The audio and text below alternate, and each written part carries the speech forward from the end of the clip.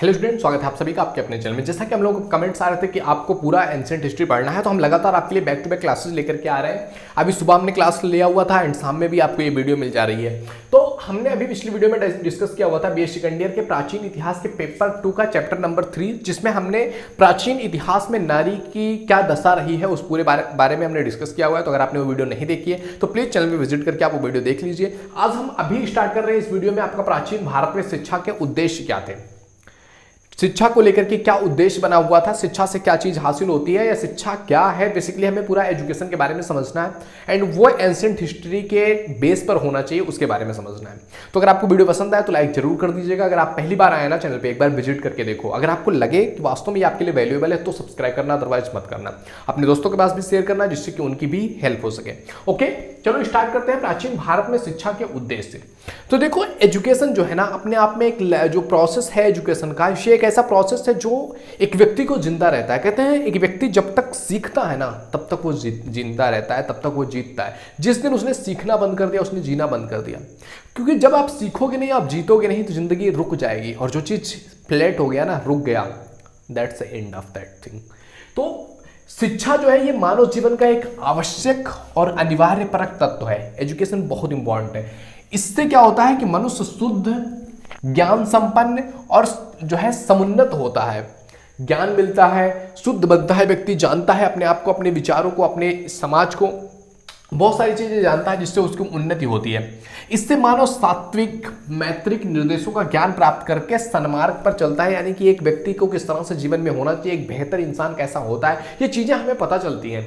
हम अपनी लाइफ में सीख पाते हैं कि हाँ, एक जिंदगी, बेहतर जिंदगी क्या होती है, एक बेहतर जो पर्सनैलिटी होती है, एक व्यक्ति होता है, उसको क्या क्या अपनी लाइफ में करना चाहिए या उसकी लाइफ के लिए क्या क्या चीज इंपॉर्टेंट है। ये सारा कुछ हम सीखते हैं एजुकेशन के माध्यम से। किस तरीके से मित्रता के भाव के साथ जीवन में रहना चाहिए, एक समाज का अगर हमें निर्माण करना है, एक बेहतर समाज अगर आपको बनानी है, तो उसके लिए क्या क्या इंपॉर्टेंट चीज है, कैसे एक दूसरे में संगठन बिठा करके एक दूसरे के साथ मित्रता भाव के साथ हम आगे बढ़ सकते हैं।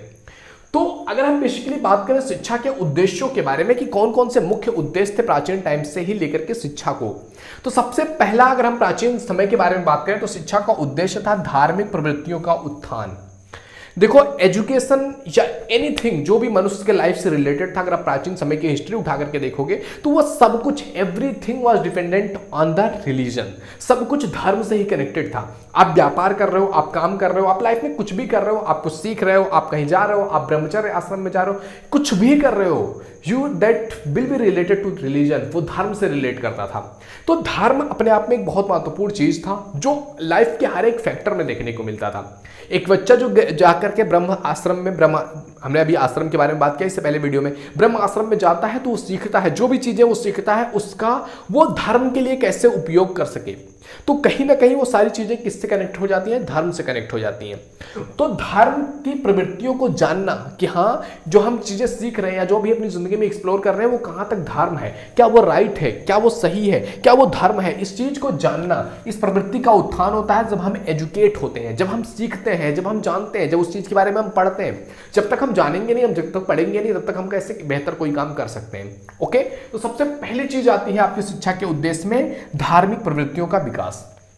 दूसरा है आपका चारित्रिक उत्थान। कैरेक्टर, जो आपकी कैरेक्टरिक वैल्यूज है वो बढ़ना चाहिए, आपकी कैरेक्टरिस्टिक्स बेहतर होनी चाहिए। और ये एजुकेशन के माध्यम से होता है जब आप सीखते हो कि जिंदगी में जीते कैसे, जिंदगी में किरदार का क्या महत्व होता है। एक व्यक्ति जो कैरेक्टरिस्टिक्स जिसकी सॉलिड है, जिसकी मजबूत कैरेक्टरिस्टिक्स है, जो जिंदगी में बेहतर कैरेक्टरिस्टिक्स के साथ काम करता है, वो जिंदगी में कितना आगे बढ़ता है, उसके पास जो प्रॉब्लम्स आती है वो कैसे सॉल्व कर लेता है, कैसे वो जिंदगी में उसकी वैल्यू होती है, कैसे समाज में उसकी वैल्यू होती है। आप जब उठा करके पढ़ते हो, चीजों को समझते हो, तो एजुकेशन के माध्यम से आपको एजुकेट किया जाता है कि पावरफुल पर्सनालिटी आप कैसे बनाओगे, आप एक कैरेक्टरिस्टिक कैसा डेवलप करोगे कि जिंदगी में जहां आप जाओ लोग आपकी इज्जत करें, लोग आपकी रिस्पेक्ट करें, लोग आपको सम्मान की नजरों से देखें। देखो, दुनिया में कहते हैं ना, सबसे बड़ी चीज है आपका किरदार, आपका कैरेक्टरिस्टिक्स।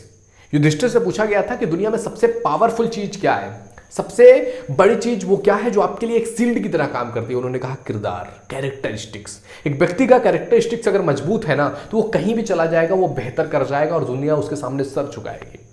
कहते हैं, आप राम और रावण का कई बार एग्जांपल लेकर के समझाया भी जाता है आपको कि राम के पास और रावण के पास जो जो भी चीजें थी, हर एक चीज में रावण जो था वो राम से बेहतर था।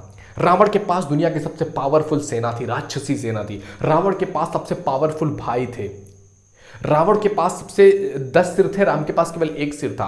रावण जो है सोने की लंका का राजा था, राम वनवास में भटक रहे थे उस टाइम पीरियड पर। राम के पास बंदरों की सेना थी, उनके पास पूरा पावरफुल हथियार के साथ रावण के पास सेना थी। रावण के पास सब कुछ था, रावण के पास राज्य था, रावण के पास इतना पावरफुल था रावण, इतना ज्यादा, मतलब उसने यज्ञ करके, मतलब अलग अलग तरीके से उसने इतने सारे अस्त्र शस्त्र, इतने सारे देवी देवता उनके घर पे काम करते थे।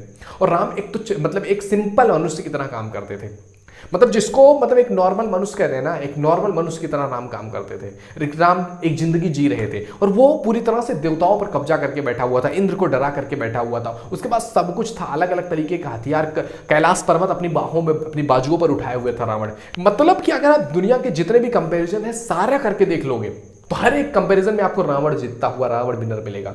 एक चीज जिसमें रावण पीछे रह जाता है, एक चीज जिसमें रावण हट जाता है, जिसमें रावण पीछे होता है, जिसमें रावण बैकवर्ड होता है, दैट इज द कैरेक्टरिस्टिक्स। किरदार, किसी की औरत को उठा करके लेके जाना, उसका जो किरदार है, ये किरदार ने उसको एक सामान्य से दिखने वाले मनुष्य, भले ही उसको हम आज भगवान का दर्जा दे दें कि राम भगवान है, लेकिन राम ने अपनी पूरी जिंदगी में कहीं भी ये नहीं कहा है कि मैं ईश्वर हूं। राम का किरदार ऐसा है कि लोग उनको ईश्वर की तरह पूछते हैं। तो किरदार के माध्यम से उनका कैरेक्टरिस्टिक्स मजबूत था, जिस वजह से रावण भी उनके द्वारा मारा गया। रावण जिसके लंका को उन्होंने ध्वस्त कर दिया, किस बल पर? किरदार के बल पर। आज भी दुनिया में तमाम सारे लोगों को आप देखते होंगे जिनका किरदार डगमगाया ना, उसकी पूरी हस्ती मिट जाती है। आपने बाबा राम रहीम को देखा होगा, आपने रामपाल को देखा होगा, आपने आसाराम को देखा होगा, कितनी बड़ी एम्पायर इन्होंने खड़ा कर लिया था, लेकिन चुटकियों में ध्वस्त होते नजर आए। क्यों? किरदार, कैरेक्टर। तो जब आप एजुकेट होते हो, जब आप बेहतर किरदार सीखते हो तो जिंदगी आपकी बेहतर बनती है। तो कैरेक्टरिस्टिक्स का उत्थान करता है आपका एजुकेशन। तीसरी चीज है एजुकेशन का मकसद, वो है व्यक्तित्व का उत्कर्ष।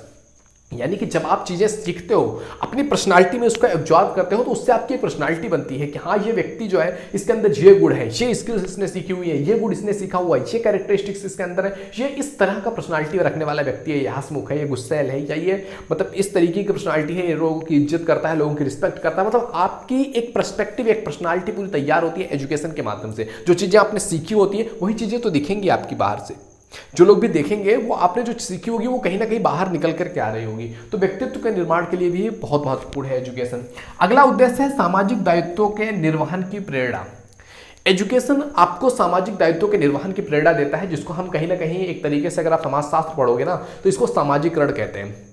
सामाजिकरण में एजुकेशन का बहुत महत्वपूर्ण रोल है, क्योंकि अगर एक व्यक्ति एक घर पर ही रह जा रहा है ना, तो वो कहीं ना कहीं समाज से कटा हुआ रहेगा। लेकिन जब वो स्कूल में जाता है, वो जाता है शिक्षा ग्रहण करने ना, तब वो कहीं ना कहीं एक दूसरे के साथ कनेक्ट होता है। अलग एक क्लासरूम में बैठा हुआ एक बच्चा, उसके साथ दूसरे रिलीजन का बच्चा बैठा हो, दूसरे कास्ट का, दूसरे धर्म का, दूसरे जाति का, दूसरे कलर का, दूसरे तरीके का मतलब बिहेवियर करने वाला बच्चा बैठा हुआ, सारे बच्चे एक साथ बैठते हैं।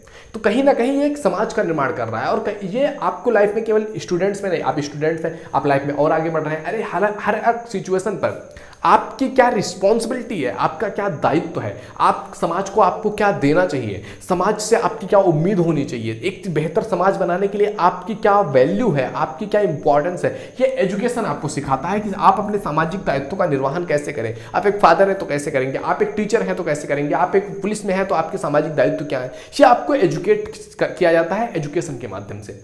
अगली चीज है आपका सांस्कृतिक जीवन का उत्थान। यानी कि एजुकेशन के माध्यम से ही हमारा जो सांस्कृतिक जीवन है, जो हमारा कल्चरल सिस्टम है, जो डेवलपमेंट है, वो भी हमारा एजुकेशन के माध्यम से ही होता है। क्योंकि हम चीज़ों को सीखते हैं, जो चीज़ें हमने एब्जॉर्व किया हुआ है, जो चीज़ें हमने सीखी हुई, जो चीज़ें हमने अपनी संस्कृति से ग्रहण किया हुआ है, उसको हम शिक्षा के माध्यम से ही तो लोगों तक पहुंचा पाएंगे। पहले जमाने में जो गुरुकुल्स हुआ करते थे वो किस लिए हुआ करते थे कि वो अपनी जो पुरानी परंपराएं हैं उन परंपराओं को आगे फॉरवर्ड कर सकते थे। तो ये कुछ ऐसी चीजें हैं जो कि शिक्षा के, प्राचीन शिक्षा के, भारत में शिक्षा के ये उद्देश्य थे कि जीवन में क्या हो, धार्मिक प्रवृत्ति आए, चारित्रिक विकास हो, व्यक्तित्व बने एक व्यक्ति का, सामाजिक दायित्व का निर्वाह करने के योग बने, सामाजिक सांस्कृतिक जीवन जो उसका है, जो उसकी कल्चर है, वो लगातार पीढ़ी दर पीढ़ी चलती है। तो ये सारे उद्देश्य थे प्राचीन भारत में शिक्षा के। आई होप ये चैप्टर तुम्हें अच्छे से समझ में आया होगा। चैप्टर अच्छा लगा हो, वीडियो पसंद आया हो तो वीडियो को लाइक करके चैनल को सब्सक्राइब करके बेल आइकन हिट कर दो, जिससे कि आपको आने वाली वीडियोज को लगातार नोटिफिकेशन मिलता रहे, जिससे कि आपको आने वाले सारी वीडियोस आप मिस ना करो और आपका जो ये पूरा कॉन्सेप्ट है वो क्लियर हो सके, आपका कंटेंट अच्छा तरीके से हो सके। ओके मेरे दोस्त, तो मिलते हैं आपसे अगले वीडियो में। दोस्तों के पास भी शेयर कर देना जिससे कि उनकी भी हेल्प हो सके। Thank you, bye bye.